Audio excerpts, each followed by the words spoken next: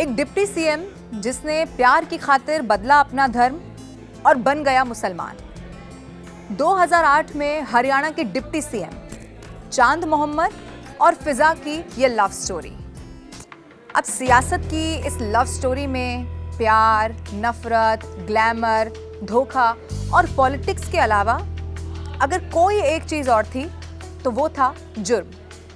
चांद मोहम्मद का प्यार कैसे उसके बाद फिजा को मौत की तरफ ले गया, आज यही जानेंगे। आज हम करेंगे फिजा और चांद के प्यार का पोस्टमार्टम, जिसमें चांद की तो फिजा थी पर फिजा को चांद नहीं मिल सका। इस कहानी की जितनी खूबसूरत शुरुआत थी उसका अंजाम उतना ही दर्दनाक हुआ। तो आइए 2008 के सबसे चर्चित केस के पन्नों को एक बार फिर से पलटते हैं। ये इश्क की वो दास्तान जिसने ना समाज की परवाह की और ना ही अपनों की। लेकिन ये कहानी जो मैं आपको बताने जा रही हूँ, उस कहानी के कितने किरदार रहे उनसे मैं आपको रूबरू करवाऊं, उसके लिए शुरू से ज़रा शुरू करते हैं। ये बात नवंबर 2008 की है, जब हरियाणा के सीएम हुआ करते थे भूपेंद्र सिंह हुड्डा और डिप्टी सीएम चंद्र मोहन। और ये वही चंद्र मोहन जो कि पूर्व में सीएम रहे भजन लाल के बेटे। लेकिन अचानक से एक दिन ये खबर सामने आती है कि हरियाणा के जो डिप्टी सीएम हैं वो गायब हो गए हैं। अब इसी बारे में ना तो सीएम को कुछ मालूम और ना ही किसी भी सुरक्षा कर्मी को। अब आप सोचिए किसी राज्य का डिप्टी सीएम गायब हो जाए तो कैसी स्थिति होगी। जैसे ही खबर सामने आई, हर कोई इस बात को लेकर हैरान हो गया कि डिप्टी सीएम कैसे गायब हो सकते हैं और ये कैसे हो सकता है कि किसी को इसके बाद कोई खबर ही ना हो, ये कैसे मुमकिन है। खैर, ये खबर सामने आई, पुलिस ने अपनी इन्वेस्टिगेशन, अपना काम शुरू किया और हर एंगल से जांच पड़ताल इस पूरे मामले की शुरू हो गई। भाई बड़े पद पर थे, किडनैपिंग से लेके कोई भी मामला हो सकता था, इसीलिए पुलिस ने कोई भी एंगल को नहीं छोड़ा और जांच पड़ताल शुरू कर दी। लेकिन बहुत सफलता पुलिस के हाथ लग नहीं पाई। अब अलग अलग जगहों पर भी ढूंढा गया, हरियाणा के बाहर भी देखा गया, यानी कि दिन बीतते गए और डिप्टी सीएम कहाँ गए इसको लेकर जो सस्पेंस था वो लगातार बढ़ता चला गया। लेकिन एक दिन हरियाणा के डिप्टी सीएम जो कि गायब हुए थे चंद्रमोहन बनकर, लेकिन जब वो मिले तो वो चांद मोहम्मद बन चुके थे। अब यहीं से शुरू हुई कहानी चांद मोहम्मद और फिजा की। अब आप ये सोच रहे होंगे कि भाई ये फिजा कौन है, और अभी तो हम बात चंद्रमोहन की कर रहे थे डिप्टी सीएम की, तो फिजा कहाँ से बीच में आ गई। और ये जो चंद्रमोहन थे वो चांद मोहम्मद कैसे बन गए, मैं आपको बताती हूँ। दरअसल नवंबर 2008 से ये जो गायब हुए चंद्रमोहन उर्फ चांद मोहम्मद, अब वो कुछ दिन के बाद खुद ही, यानी कि जब पुलिस उन्हें ढूंढ रही थी, वो खुद एक दिन मीडिया के सामने आ गए। लेकिन इस बार अकेले नहीं वो आए, उनके साथ थी अनुराधा बाली उर्फ फिजा। और ये अनुराधा बाली कौन थी? जो कि हरियाणा सरकार में ही एडिशनल सॉलिसिटर जनरल, यानी कि अगर मैं आपको सरल भाषा में समझाऊं तो सरकारी वकील थी। अब सोचिए, मीडिया में सामने आ जाना, यानी कि हर चैनल की हेडलाइन और हर अखबार की सुर्खियां बन गई। और जिसने भी उस तस्वीर को देखा मीडिया के सामने जब वो लोग आए, तो देश में हर कोई हैरान रह गया कि ये किस तरह की तस्वीर है।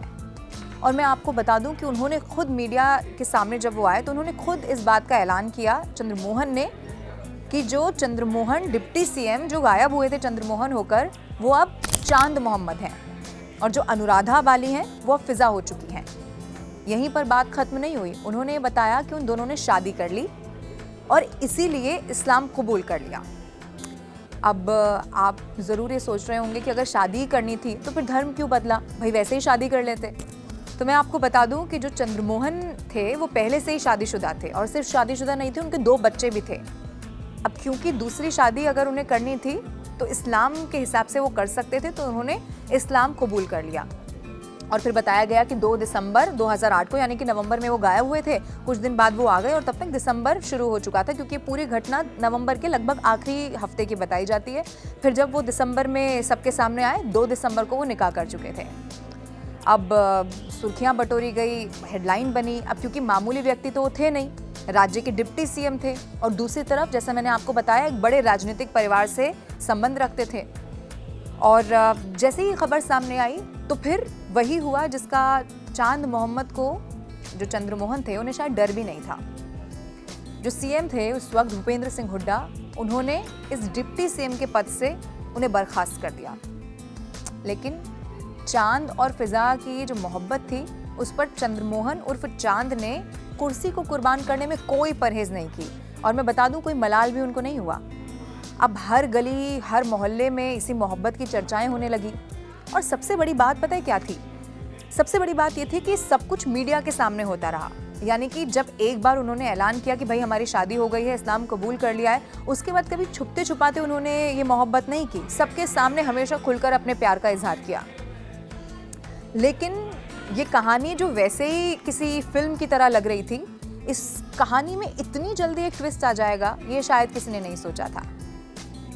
अब फिर एक बार, यानी कि अब आप टेक्निकली देखेंगे तो दूसरी बार, जो चांद मोहम्मद थे वो अपने घर से गायब हो गए। लेकिन इस बार क्या हुआ? इस बार फिजा गायब नहीं थी। अब फिजा पुलिस तक पहुंच गई और भाई उन्होंने कहा कि आप मेरे पति को, मेरे शौहर को ढूंढिए। और जो चंद्रमोहन, जो चांद मोहम्मद हो गए थे, उनके भाई कुलदीप बिश्नोई पर उन्होंने आरोप लगा दिया कि उन्होंने किडनैपिंग की होगी। क्योंकि जब उन्होंने इस्लाम कबूल किया, फिजा से शादी की, जब घर में पहले से बहू थी, यानी कि पत्नी थी चंद्रमोहन की, तो परिवार इस बात से खुश नहीं था। तो फिजा ने आरोप लगाया कि जो भाई हैं कुलदीप बिश्नोई, उन्होंने किडनैप किया होगा, और तरह तरह के आरोप लगाए। और दरख्वास्त पुलिस से ये की कि जो चांद है उनको बहुत जल्द ढूंढ लिया जाए। अब हुआ क्या? पुलिस ने अपनी इन्वेस्टिगेशन चालू की। लेकिन कुछ दिन बाद एक बार फिर से जो चांद मोहम्मद हैं वो वापस आ गए।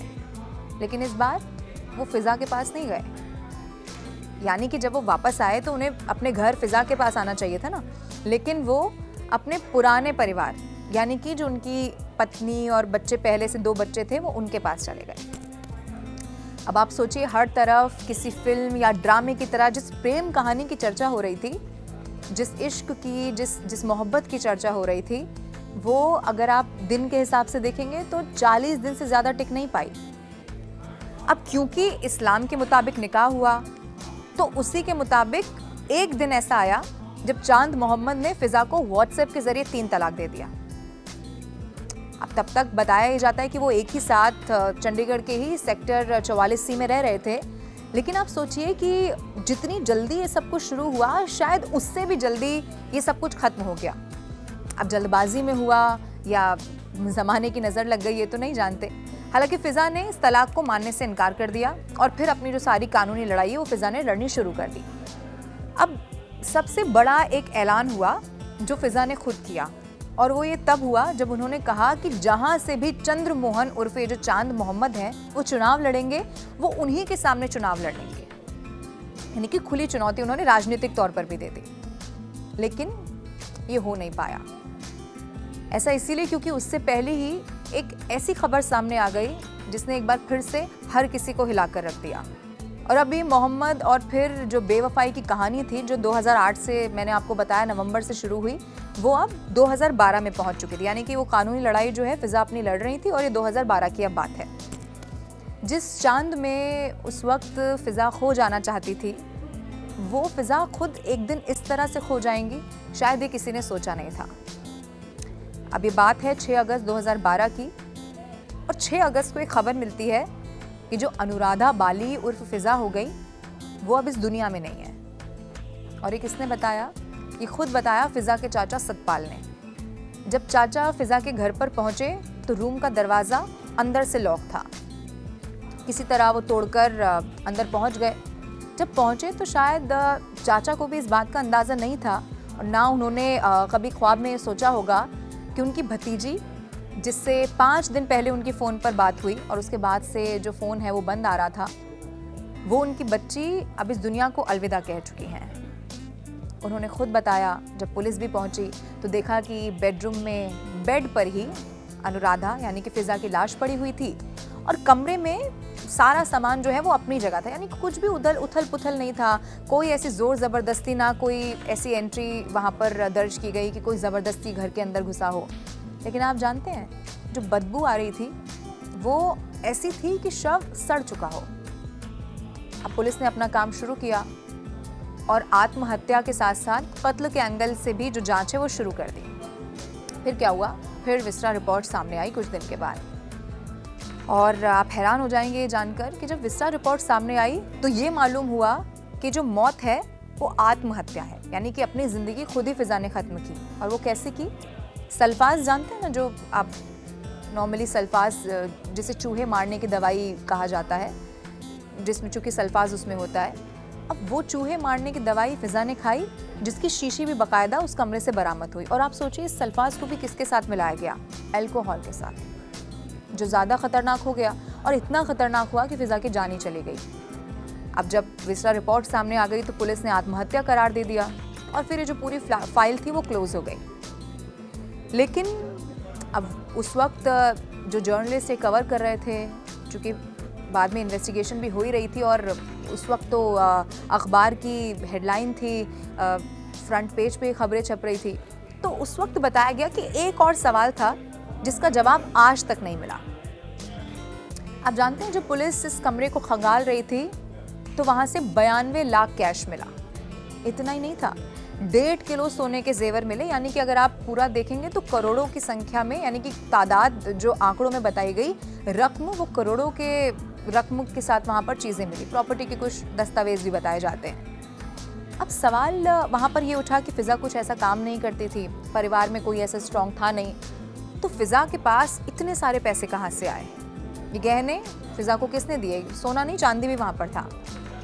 अब सवाल उठा, लेकिन ये जो राज था वो माना जाता है कि फिज़ा के साथ ही चला गया। अब देखिए आज फिज़ा इस दुनिया में नहीं है। चांद मोहम्मद जो हैं वो एक बार फिर से चंद्रमोहन हो चुके हैं और अपने परिवार के साथ ही रहते हैं।